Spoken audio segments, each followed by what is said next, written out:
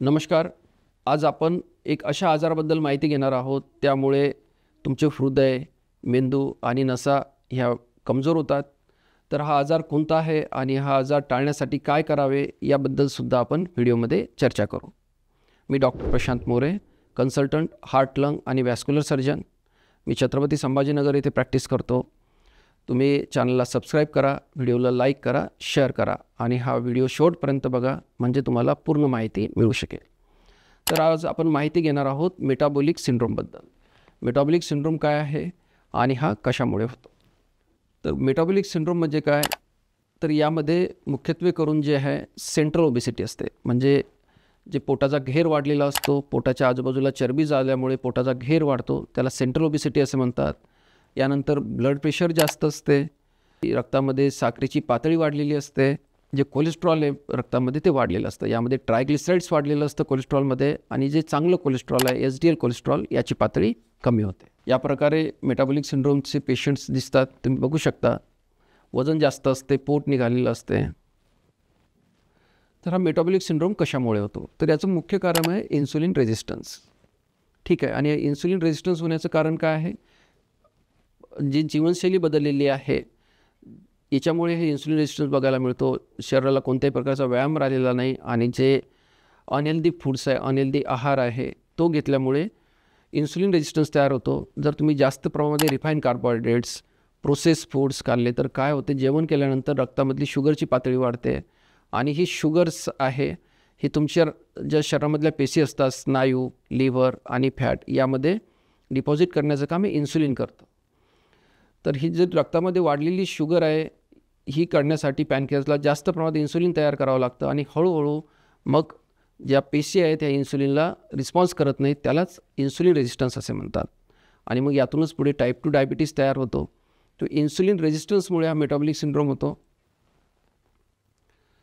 भारतामध्ये जवळजवळ हे मेटाबॉलिक सिंड्रोमचे पेशंट दिवसेंदिवस खूप वाढत आहेत. तुम्ही बघू शकता 25 ते 30% हे जे लोक आहे यांच्यामध्ये हा आजार बघायला मिळतो, आणि शहरी भागामध्ये जवळजवळ हा 35% लोकांमध्ये बघायला मिळतो. स्त्रियांमध्ये जवळजवळ 60% लोकांमध्ये मेटाबॉलिक सिंड्रोम बघायला मिळतो. म्हणजे जर 100 लोकांमध्ये 30-40% लोकांमध्ये हा आजार बघायला मिळतो. आणि मुख्यत्वे करून लोकांना माहिती नसतं की आपल्याला हा आजार आहे, आणि यामधून मग पुढे विविध कॉम्प्लिकेशन्स होतात. कारण याची सुरुवातीला काही लक्षणे नसतात, आणि स्वतःचं चेकअप फार कमी लोक रुटीन करून घेतात. त्यामुळे लोकांना माहिती नसतं की आपल्याला अशा प्रकारचं काही प्रॉब्लेम आहे, आणि पुढे जाऊन त्यांना विविध कॉम्प्लिकेशन्स जसं हृदयाचा अटॅक, मेंदूचा अटॅक, गँग्रीन यासारखे विविध प्रॉब्लेम्सना सामोरं जावं लागतं. तर मेटाबॉलिक सिंड्रोम आहे एखाद्या व्यक्तीला हे आम्ही केव्हा निदान करतो त्याचे, की त्यामध्ये 5 जे घटक आहेत त्यापैकी 3 जर त्या रुग्णामध्ये मिळत असतील तर त्याला आपण म्हणतो की हा मेटाबॉलिक सिंड्रोम आहे. तर सर्वात पहिला घटक हा वेस्ट सर्कम्फरन्स, पोटाचा घेर वाढलेला आहे. जर पुरुषांमध्ये 40 इंचापेक्षा जास्त आणि स्त्रियांमध्ये 35 इंचापेक्षा जास्त असेल. यानंतर ब्लड प्रेशर आहे 130पेक्षा जास्त असेल. सिस्टॉलिक आणि डायस्टॉलिक 85पेक्षा जास्त आहे. जी उपाशी पोटीची साखर आहे, रक्तामधली साखरेची पातळी ही 100पेक्षा जास्त असेल. तुमचं जे ट्रायग्लिसराईड लेवल आहे रक्तामधली 150पेक्षा जास्त असेल, आणि HDL कोलेस्ट्रॉल कमी असेल. HDL कोलेस्ट्रॉल 40पेक्षा जर कमी असेल तर त्याला आपण म्हणतो की या रुग्णामध्ये जे आहे मेटाबॉलिक सिंड्रोम आहे. तर या 5 घटकांपैकी 3 घटक जर असतील तर तेव्हा आपण मेटाबॉलिक सिंड्रोम लेबल करतो. तर याच्यामध्ये रिस्क फॅक्टर्स काय, म्हणजे हा मेटाबॉलिक सिंड्रोम कशामुळे होतो. तर यामध्ये एक जे पहिलं कारण आहे, वजन जास्त असेल, स्थूलपणा असेल, पोटाचा घेर वाढलेला असेल.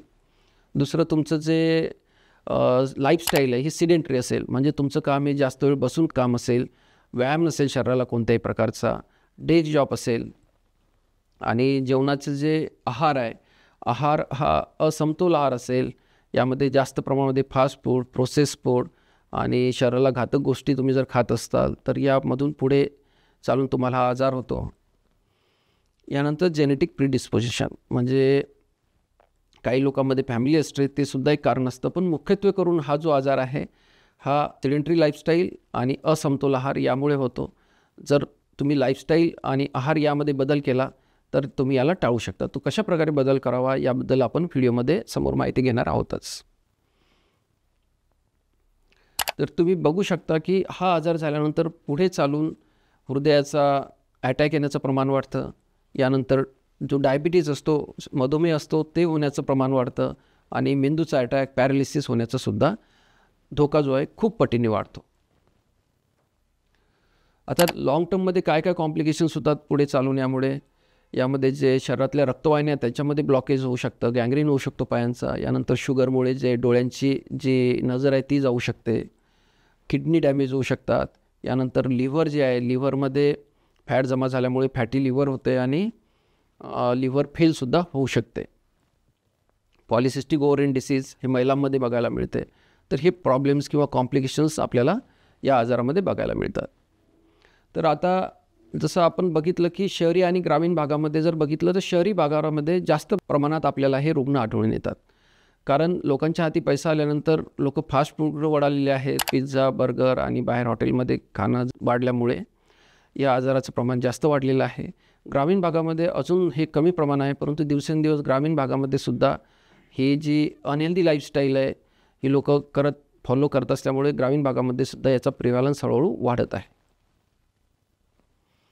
आता जर मेटाबॉलिक सिंड्रोम आहे ह्याचं निदान झालं, म्हणजे तुम्हाला या 5 गोष्टीपैकी 3 गोष्टी असतील किंवा नसतीलही तरी तुम्ही काही जीवनामध्ये लाईफस्टाईलमध्ये जर तुम्ही बदल केला तर याला तुम्ही पुढे टाळू शकता. तर हे बदल काय? तर सर्वात पहिला बदल आहे आपल्याला व्यायाम करणे.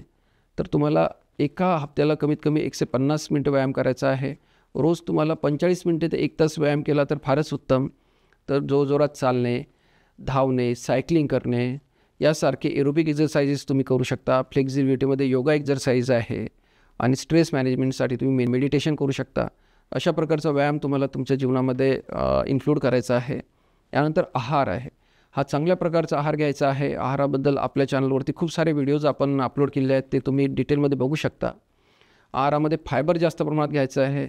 सलाद, फळे, याच्यानंतर तुमच्या भाज्या, यानंतर हेल्दी कार्बोहायड्रेट्स म्हणजे कॉम्प्लेक्स कार्बोहायड्रेट्स, प्रोटीन चांगल्या प्रमाणात पाहिजे. सुकामेवा, नट्स, सीड्स यांचं सेवन तुम्हाला करायचं आहे. यानंतर हेल्दी फॅटसुद्धा आहारामध्ये ठेवायचे आहे. तर यांचं सेवन चांगल्या प्रकारे तुम्हाला करायचं आहे. आणि जर तुम्हाला सवय असेल तंबाखूजन्य पदार्थांची, कोणी स्मोकिंग करत असेल, धूम्रपान करत असेल तर ते टाळायचं आहे. कारण त्यामधून पुढे चालून शरीरातल्या रक्तवाहिन्या चोकअप होतात आणि त्यातून अनेक प्रॉब्लेम्स, कॉम्प्लिकेशन्स उद्भवतात. आता तुम्हाला आजार आहे का नाही बघण्यासाठी तुम्हाला एक 6 महिन्यातून आणि वर्षातून तुम्हाला नियमित तपासणी करायची आहे स्वतःची. यामध्ये पोटाचा घेर किती आहे, BP किती आहे, रक्तात साखरेची पातळी किती आहे, कोलेस्ट्रॉल किती आहे, यासोबत तुमचं विटॅमिन D3 आणि B12 तुम्ही चेक करू शकता.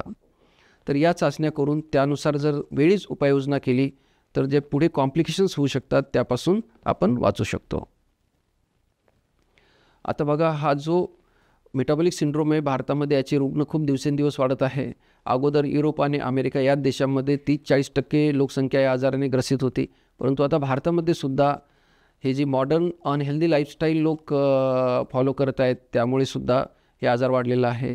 जे आहाराबद्दलचं अज्ञान आहे, ज्याला आपण न्यूट्रिशनल इलिटरसी असे म्हणतो, हे खूप जास्त आहे. चांगल्या गोष्टी कोणत्या आहे आणि शरीरासाठी घातक गोष्टी कोणत्या आहे हे लोकांना माहिती नाही आहे आणि त्यामुळे घातक गोष्टींचं सेवन जास्त प्रमाणामध्ये लोक करत आहेत. ते तुम्हाला टाळायचं आहे. तळलेल्या गोष्टी, फास्ट फूड, प्रोसेस फूड यांचं सेवन टाळायचं आहे.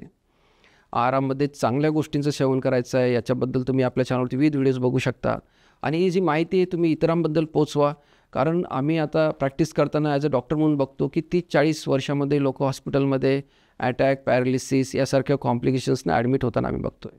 20-25 वर्ष शिक्षणामध्ये गेले, त्यानंतर काही करण्याचा वेळ असतो, 35-40 वर्षापर्यंत जीवनामध्ये सेटल होतात आणि त्याच वेळेस हे लोक हॉस्पिटलमध्ये ॲडमिट होताना आम्ही बघतो, ज्यांच्यावर फॅमिली डिपेंड आहे, ज्याच्यावर पुढे आपल्या देशाचं जे प्रगती डिपेंड आहे, जो म्हणजे वर्किंग क्लास आहे या देशाचा, जो बॅकबोन आहे, तोच अशा आजारांनी ग्रसित असेल तर आपला देश हा जगामध्ये 4थ्या नंबरची इकॉनॉमी असं बनलेला आहे. 5व्या नंबरवरून 4थ्या नंबरवर आलेला आहे आणि काही महिन्यामध्ये किंवा वर्षामध्ये 1-2 वर्षामध्ये 3ऱ्या नंबरवर आपण जाणार आहोत. तर आपल्याला आपल्या भारताला या आजाराच्या विळख्यातून मुक्त ठेवायचं असेल तर प्रत्येकाने हे ज्या आजाराबद्दल जागरूकता समाजामध्ये तयार केली पाहिजे. तुम्ही आपल्या दैनंदिन जीवनामध्ये ह्या सर्व गोष्टी फॉलो करा आणि आजूबाजूच्या लोकांना त्यासाठी प्रेरित करा. जर तुम्हाला काही प्रश्न असतील तर तुम्ही कमेंट बॉक्समध्ये टाकू शकता. धन्यवाद.